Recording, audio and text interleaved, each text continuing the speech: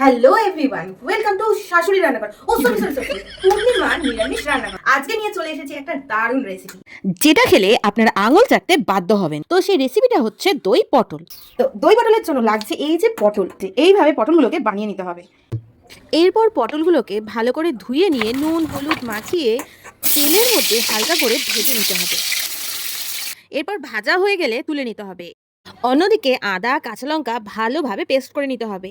এদিকে কাজু বাদাম আর পোস্ত, তো এই দই পটলের জন্য সুন্দরভাবে কাজু বাদাম পোস্ত ভালো করে পেস্ট করে নিতে হবে। অন্যদিকে একটা পাত্রে হলুদ গুঁড়ো জিরে ধনে গুঁড়ো এবং কাশ্মীরি লঙ্কার গুঁড়ো দিয়ে ভালো করে জল দিয়ে গুলে নিতে হবে। অন্যদিকে পটল ভাজা হয়ে গেলে কড়াইতে অল্প তেল দিয়ে তার মধ্যে শুকনো লঙ্কা এবং কালো জিরে ফোড়ন দিয়ে নিতে হবে। এরপর হালকা একটু নাড়াচাড়া করে তার মধ্যে আদা আর কাঁচা লঙ্কা পেস্টটা দিয়ে দিতে হবে এবং দিয়ে তেল ছেড়ে এলে এর মধ্যে ওই মশলা গোলা জলটা দিয়ে দিতে হবে। দিয়ে ভালো করে সাঁতলাতে হবে। এই দেখো ভালো করে সাঁতলানো হয়ে গেছে। এবার ওর মধ্যে আমি ওই কাজু বাদাম এবং পোস্ত বাটাটা দিয়ে দিলাম। আর এই কাজু বাদাম এবং পোস্ত বাটা এই দুটো জিনিসই দই পটলের টেস্টটাকে আরও 4 গুণ বাড়িয়ে দেয়। আর তারপরেই তুমি গরম গরম ভাতের সাথে যখন খাবে, উফ, তার টেস্ট যা লাগবে না, একদম মুখে লেগে থাকবে। এই দেখো বলতে বলতে তেলটাও ছেড়ে দিয়েছে।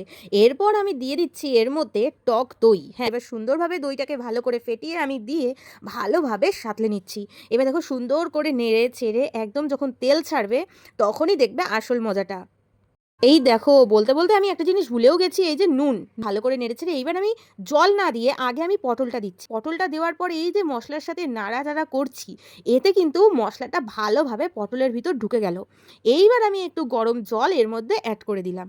ব্যাস, এইবার হালকা হালকা যখন ফুটবে এর মধ্যে দিয়ে দেবো আমি গরম মশলা। আর এরপর গরম মশলা দেওয়ার পরেই দিয়ে দিচ্ছি হালকা করে ঘি।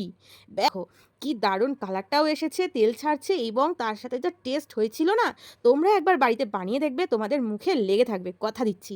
তো এই রেসিপিটা তোমাদের ঠিক কেমন লাগলো অবশ্যই কিন্তু কমেন্টে জানাতে ভুলবে না। আর তার সাথে একদম ফ্রিতে একটা লাইক করে দিও। তাহলে চলো এবার গোপালের জন্য নিয়ে যাওয়া যাক। রাধে রাধে।